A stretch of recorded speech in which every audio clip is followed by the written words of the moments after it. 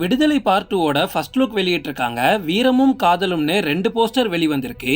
விஜய் சேதுபதி ஒரு தோப்புக்குள்ள எதையோ இழந்த சோகத்திலையும் கோபத்திலையும் கையில அருவாளோட நிக்கிறாரு. வெற்றிமாறன் படத்துல இந்த மாதிரி அருவாளை பாக்குறது காமன் தான். ஃபர்ஸ்ட் லுக் போஸ்டரை பார்க்கும்போது லைட்டா அசுரன் ஃபீல் வருது. ஃபர்ஸ்ட் லுக் போஸ்டர்ல உயிர்ப்ப உளறலர் மன்ற சேர்ப்பவர் செம்மல் சிதைக்கலாதார்னு ஒரு திருக்குறளை மென்ஷன் பண்ணிருக்காங்க. இதுக்கு 2 அர்த்தம் இருக்கு. பகைவரோட ஆணவத்தையோ இல்ல நம்மள அடிமைப்படுத்த நினைக்கக்கூடிய எண்ணத்தையோ நீ அழிக்காம விட்டுட்ட அப்படின்னா மூச்சு விடுற கேப்ல பகைவரால நீ அழிக்கப்படுவாய், அதாவது கொல்லப்படுவாய் அப்படின்றது பொருள். இது ஃபர்ஸ்ட் பார்ட்டுக்கும் சரி இல்ல விடுதலையோட 2வது பாகத்துக்கும் சரி கரெக்டா பொருந்தும். இதனாலதான் வாத்தியார் விஜய் சேதுபதி வில்லன்களை அழிக்க நினைக்கிறாரு. சோ இது ஃபுல் அண்ட் ஃபுல்லா விஜய் சேதுபதியை மென்ஷன் பண்ணுது. 2வது அர்த்தம் என்ன அப்படின்னா, வெளிப்படையா தப்பு பண்றவனை நீ அழிக்காம இல்ல தட்டி கேட்காம அப்படியே விட்டுட்ட அப்படின்னா நீ உயிரோட இருந்தாலும் ஒரு பொய்யான வாழ்க்கை வாழ்றதுக்கு சமம் அப்படின்றது பொருள். சோ இது அந்த ஊர்ல தப்பு பண்றவங்களையும் தப்பு பண்றவங்களை தட்டி கேட்காம வேடிக்கை பார்க்கறவங்களையும் குத்துற மாதிரி இருக்கு. போஸ்டர்ல இருக்கக்கூடிய இந்த சீன் மேபி படத்துல விஜய் சேதுபதியோட குடும்பத்தை கொன்னதுக்கு அப்புறமா வரதுக்கு வாய்ப்பு இருக்கு. இன்னொரு பக்கம் காதல்னு ஒரு போஸ்டரை வெளியிட்டு இருக்காங்க. விஜய் சேதுபதி அண்ட் மஞ்சு வாரியர் ஒன்னா இருக்காங்க. மஞ்சு வாரியர் கட்டிருக்கக்கூடிய சாரி அண்ட் கையில வச்சிருக்கக்கூடிய பேக்கை பார்க்கும்போது இவங்க இந்த படத்துல டீச்சரா இருக்கவும் வாய்ப்பு இருக்கு. இந்த படத்துல விஜய் சேதுபதிக்கும் மஞ்சு வாரியருக்கும் ஒரு பியூட்டிஃபுல்லான லவ் ட்ராக்க வெற்றிமாறன் வச்சிருக்காருன்னு ரீசெண்டா விஜய் சேதுபதியே சொல்லியிருந்தாரு. மஞ்சு வாரியர் பிளாஷ்பேக் போர்ஷன்ல தான் வரப்போறாங்க. கண்டிப்பா அவங்கள வில்லனுங்க கொலை பண்ணிருவாங்க.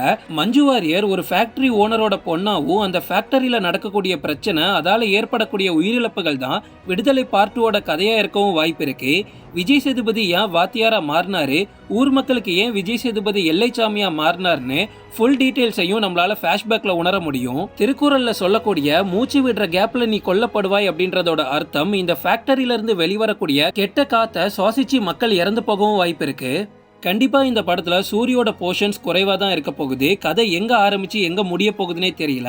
படம் ஆரம்பிச்ச கொஞ்ச நேரத்திலேயே பிளாஷ்பேக் ஓபன் பண்ண போறாங்களா இல்ல பிளாஷ்பேக்கோட தான் படமே ஓபன் ஆக போகுதான்னு தெரியல. அதுக்கப்புறமா கிளைமேக்ஸோட கொஞ்ச நேரம் முன்னாடி தான் சூரிய காமிக்கிறதுக்கு வாய்ப்பு இருக்கு. விஜய் சேதுபதி பையன் அட்டகத்தி தினேஷ்னு புது காஸ்டிங்கை வேற ஆட் பண்ணிருக்காங்க. பாஸ்ட்ல விஜய் சேதுபதிக்கும் மஞ்சு வாரியருக்கும் ஒரு குழந்தை பிறந்திருக்க கூட வாய்ப்பு இருக்கு. ஷூட்டிங்கோட ஃபைனல் ஸ்டேஜ்ல இருக்கும் அப்படின்னு போஸ்டர்ல மென்ஷன் பண்ணிருக்காங்க. இந்த சமயத்துல எதுக்கு புதுசா காஸ்டிங்னு தெரியல.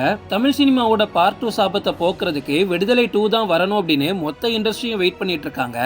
அமரன் படத்தோட ரிலீஸ் டேட் அனௌன்ஸ் பண்ணிட்டாங்க. அக்டோபர் 31 படம் ரிலீஸ் ஆகுது. எஸ்கே உடம்புல ரத்தக்கரையோட பேக்ரவுண்ட்ல லைட் ஷேட்ல இந்தியன் பிளாக மென்ஷன் பண்ணிருக்காங்க. There lived a man who never feigned to be a hero-னு கேப்ஷனோட போஸ்டரும் வெளியிட்டு இருக்காங்க. இத்தனை படங்கள் தாண்டியும் எந்த படத்துக்கும் இல்லாத அளவுக்கு எஸ்கே அவரோட உடம்ப ரெடி பண்ணிருக்காரு. மொத்த அமரன் டீமும் ஃபுல் கான்ஃபிடன்ஸோட தீபாவளிக்கு வரப்போறாங்க. கார்த்தியோட மெய்யழகன் செப்டம்பர் 27 ரிலீஸ் ஆகுது. கார்த்தியோட 27வது படம் இது. சர்தார் 2 ஆல்ரெடி ஷூட்டிங் போயிட்டு இருக்கிறது உங்க எல்லாருக்குமே தெரியும். அதுல ஸ்டன் மாஸ்டரான ஏழுமலை 20 அடி உயரத்துல இருந்து தவறி விழுந்து இறந்து போயிருக்காரு. சோ மொத்த டீமும் இப்ப அவரோட ஃபியூனரல்ல தான் இருக்காங்க. ஜெயம் ரவியோட பிரதர் படமும் கவினோட பிளட்டி பேக்கர் படமும் செப்டம்பர் 27 ரிலீஸ் பண்றதுக்கு பிளான் போயிட்டு இருக்கு. ரொம்ப வருஷமாவே ஜெயம் ரவி ஒரு ஹிட் படம் கொடுக்கறதுக்கு திணறிட்டு இருக்காரு. ஏற்கனவே செப்டம்பர் 5 தளபதி விஜயோட கோட் படம் ரிலீஸ் ஆக போகுது. தமிழ் சினிமாவோட 2024ஓட ஃபர்ஸ்ட் ஹாஃப் கொஞ்சம் ஸ்லோவா போனாலும் செகண்ட் ஹாஃப்ல நிறைய படங்கள் இருக்கு.